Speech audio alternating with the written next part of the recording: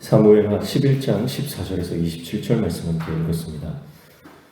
다윗의 죄를 은폐하려고 했던 그 시도는 이제 우리아를 살해하는 끔찍한 시도로 이어지고 있는 것을 보게 됩니다. 그런데 이 살인 죄에 다윗 혼자만 이 죄에 저지르는 것이 아니죠. 오늘 말씀에 보면 다윗의 이러한 끔찍한 범죄에 가담하는, 규합하는 그런 사람, 그 세력이 있습니다. 그 사람이 바로 요압이죠. 아마 요압은요, 다윗의 마음을 누구보다 잘 아는 사람이라고 생각이 됩니다. 그도 그럴 것이 다윗이 다윗과 함께 오랜 동안 그와 함께 시간을 보냈고 다윗과 함께 전쟁을 치렀던 그런 사람이죠. 그래서 다윗이 어떤 생각을 하는지, 또 다윗의 말 한마디가 그것을 무엇을 의미하는지를 요압은 아마 누구보다도 잘 아는 그런 사람이었을 것입니다. 그런데 다윗이 이 우리아의 손에다가 우리아를 죽일 계획을, 그 편지를 손에 쥐어서 요압에게 보내는 거죠. 여러분, 이게 얼마나 끔찍한 일입니까? 만약에 우리아라고 하는 이 우리아가 그 편지를 잠깐이라도 열어봤다면 그 편지를 보면서 아마 어떤 생각을 했을까요? 근데 다윗은 아마 알았겠죠. 이 우리아는 왕의 편지를 뜯어볼 사람이 아니다라는 것을 알았을 것입니다. 그래서 이 당사자의 손에 당사자를 죽일 이 편지를 들려서 보낸다라고 하는 것은 얼마나 이 비정한 모습인가 하는 것을 보게 되는 거죠. 여러분, 다윗의 밑바닥입니다. 여러 번 말씀을 드렸지만 다윗도 우리와 성정이 같은 사람이라는 거죠. 연약함과 부족함과 그 안에 있는 죄성은 우리와 똑같습니다.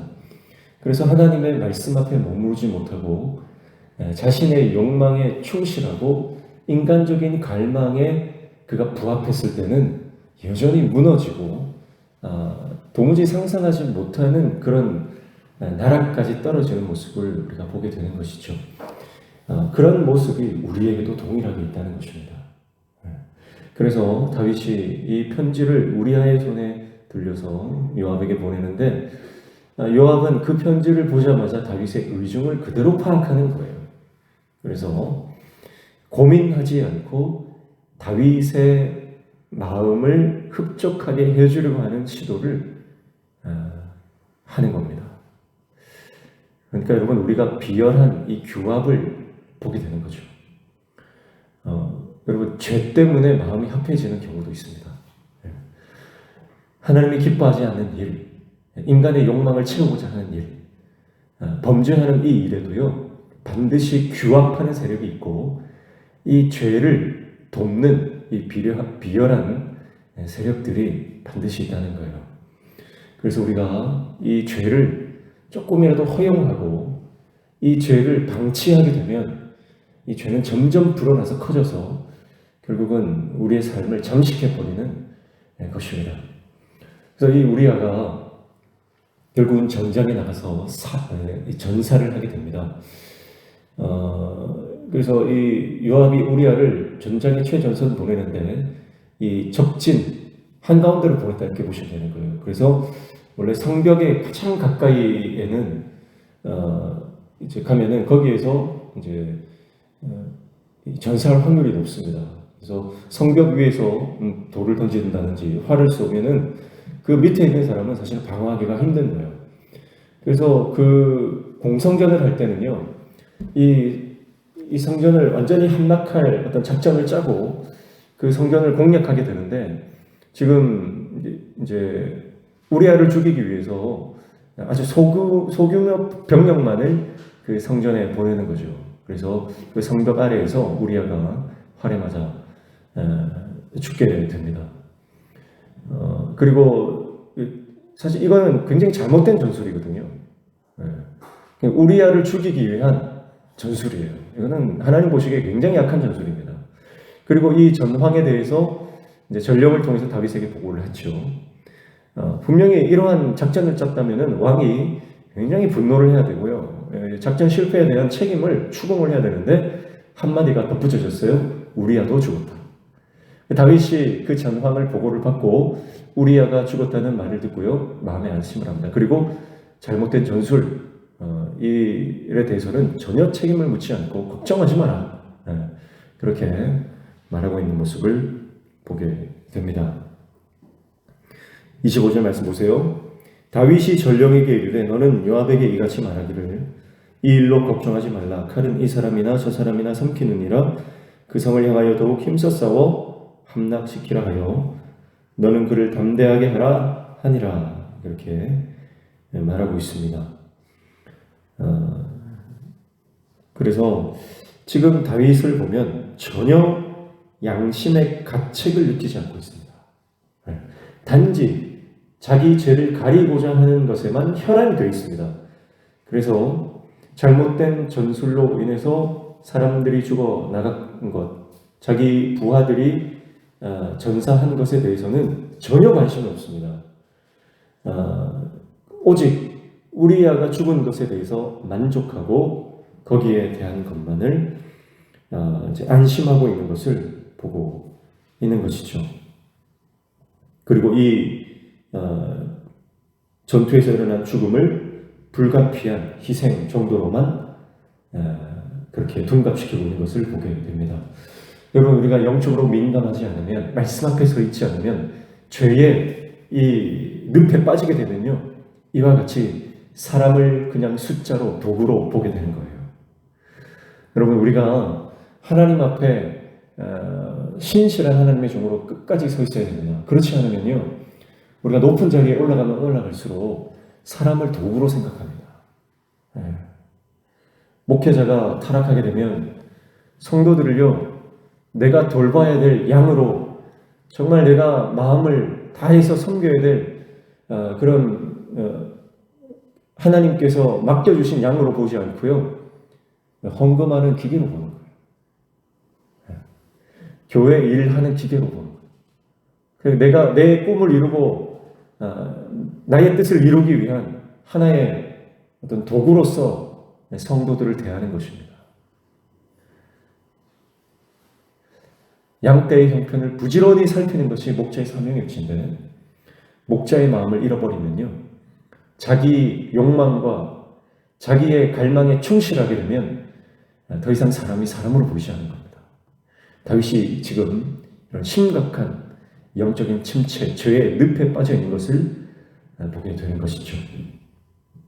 그러면서 26절 말씀에 보면 우리아의 아내는 그 남편 우리아의 죽었음을 듣고 그의 남편을 위하여 소리내 우니라. 그 장례를 마침에 다윗이 사람을 보내 그를 왕궁으로 데려오니 그가 그의 아내가 되어 그에게 아들을 낳으니라. 다윗이 행한 그 일이 여호와 보시기에 악하였더라. 그렇게 말씀하고 있습니다. 다윗은 이제 안심했습니다. 그리고 모든 것이 덮어졌다, 그렇게 생각했죠. 그리고 우리아의 장례가 마치자마자 밧세바를 왕궁으로 데려와서 그의 아내를 삼고 아들까지 낳게 됩니다. 다윗이 완전히 영적으로 무감각해진 상태입니다. 완전히 그 양심이 마비된 상태입니다. 자기가 원했던 그 한 여자를 얻기 위해서 모든 수단과 방법을 가리지 않았고요. 그리고 그것을 결국은 얻어내고야만 하는 이 다윗의 그 안에 있는 추악한 모습을 우리는 보게 되는 것입니다. 그리고 그는 모든 것이 완전 범죄로 끝났다, 그렇게 생각을 하게 되는 것입니다. 그러나 성경은 말씀합니다. 11장 마지막에 다윗은 이제 모든 것이 완전 범죄로 끝났다라고 생각했지만 하나님은 모든 것을 보고 계셨다. 성경은 그렇게 마무리를 하는 거예요. 하나님이 보고 계십니다. 하나님께서는 모든 것을 알고 모든 것을 지켜보시는 분입니다. 그리고 이 일이 여호와 보시기에 악하였다라고 하나님은 평가하고 계시는 것이죠. 사람들이 보지 않고 사람들이 알지 못한다고 해서 그것이 완전히 은폐되고 완전히 가리워졌다고 사람은 생각하기 쉽습니다. 그러나 주님은 보고 계시다는 거예요. 여러분, 오늘 저와 여러분이 여호와 앞에서 살아가는 하나님의 종 되시기를 축복합니다. 그래서 하나님 앞에서 살아갈 때에 요셉은 어떻게 했습니까? 내가 어떻게 여호와 앞에서 득죄하려, 하나님이 나를 보고 계신다는 거예요. 아무도 보지 않는다. 보디발의 아내는 지금 너와 나 둘뿐이 없다. 지금 아무도 없다. 다 나가고 없다. 그러나 요셉은 하나님이 보고 계신다. 여러분, 다윗도 하나님 앞에서 살아가던 사람입니다. 그러나 자기의 욕망이, 인간적인 그 육신의 욕망과 안목의 정욕과 이생의 자랑과 그 모든 그 세상을 향한 갈망이요, 이게 불일 듯이 커졌어요. 자기의 욕망이 커지면 하나님이 더 이상 보이지 않습니다. 자기 자아가 십자가에 못 박히지 않으면 더 이상 하나님이 보이지 않는 것.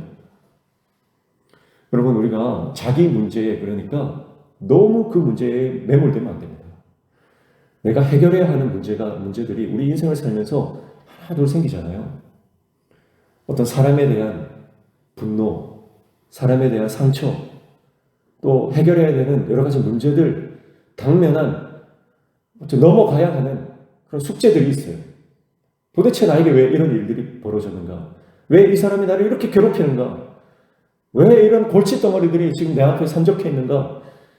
그래서 그 문제, 그 사람, 그것에 집중을 하고 그 문제에 매몰이 돼버리면요, 하나님이 보이지 않는 겁니다. 다윗은요, 자기 욕망이 너무나 커져서 그 욕망만이 보입니다. 그리고 그 욕망을 얻기 위해서 죄를 짓게 되고 그 죄가 점점 불어나서 더 이상 하나님이 보이지 않는 영적인 완전히 무감각한 상태에 빠지게 된 것이죠. 사랑하는 성도 여러분, 오늘 우리가 바라보고 있는 것이 뭡니까? 그 문제를 벗어나서 문제보다 크신 하나님을 바라보시기를 축복합니다. 그 사람에게서 내 마음을 다 빼앗겨버렸습니다. 그것이 사랑이든 그것이 분노든 아니면 그것이 어떤 감정이든 간에요, 내가 그 사람에게 내 마음을 빼앗겨버리면 안 됩니다. 내 모든 마음은 전심으로 하나님을 바라봐야 할 줄로 믿습니다. 그래야만 죄를 우리가 이기는 거예요. 그러나 어떤 사람이나 문제나 어떤 상황에 우리의 마음이 빼앗겨버리면 하나님은 점점 하나님을 향한 믿음은 작아지고요, 인간적인 마음과 갈망들이 커져가는 것입니다. 오늘 저와 여러분이 이런 모든 문제들 가운데 그 문제를 믿음으로 돌파하여 하나님을 바라볼 수 있는 진실한 하나님의 종 되시기를 축복합니다. 그래서 더 이상 그것을 허용하지 마십시오. 내 안에서 계속해서 커져가는 그 사람을 향한 감정들, 그 문제를 향한 마음들, 그게 계속 커져갈 때 더 이상 허용하지 마시고요, 그것과 싸워야 됩니다. 죽기까지 싸워야 됩니다. 그렇지 않으면 나 때문에 주위 사람이 죽습니다. 다윗이 그 욕망을 억누르지 못하고 그 죄의 본성을 싸우지 못했기 때문에 다윗 주위에 있는 충직한 부하들이 죽어나가는 것이죠. 그것은 온전히 다윗의 죄 때문이었습니다. 오늘 저와 여러분의 심령 가운데 오직 하나님을 향한 믿음으로 우리의 마음이 하나님으로 충만해지시길 축복합니다. 그래서 인간적인 모든 마음들, 욕망들, 육적인 갈망들이 있어요. 그 갈망들을 십자가에 못 박으셔야 됩니다. 오늘 이 아침에 기도하실 때요, 지금 내 마음을 빼앗고 있는, 하나님 외에 내 마음을 빼앗고 있는 것이 무엇인지, 그것을 긍정적인 마음이든 부정적인 마음이든요, 우리 마음을 빼앗는 것들이 있거든요. 그 자리에 하나님이 들어오셔야 됩니다. 성령께서 우리 마음을 장악해 주셔야 됩니다. 그래야만 우리가 이 죄의 문제에 대해서 승리할 수 있습니다. 오늘 죄의 늪에 빠져서 자신의 죄를 은폐하려 했던 그 모든 시도, 그것은 결국은 정말 끔찍한 살인죄까지 이어지는 것을 보게 됩니다. 오늘 우리 안에도 이런 다윗의 연약함들, 다윗의 모습들이 있습니다. 그런 모습들 오늘 주님 앞에 회개하고 하나님께서 이길 힘과 능력 주시는 그것을 우리가 간구하는 이 아침 되기를 축복합니다. 기도하겠습니다. 하나님 아버지, 우리 안에 하나님을 향한 갈망이 아니라 세상적인 갈망, 육적인 갈망들, 사람과 상황과 형편에 집중하게 만드는 그 모든 인간적인 감정들, 하나님을 바라봄으로 그 죄를 감추지 말고 하나님 앞에 자복하고 시인하여 책임짐으로 그 죄로부터 벗어나 거룩한 하나님의 백성으로 회복되어지는 은혜를 허락하여 주시옵소서. 오늘 이 아침에도 간구하며 기도하는 모든 제목들 들응답하여 주시고 우리 삶에 막혀진 문제들이 열려지는 형통의 은혜를 경험케 하여 주시옵소서. 예수님의 이름으로 기도하옵나이다. 아멘.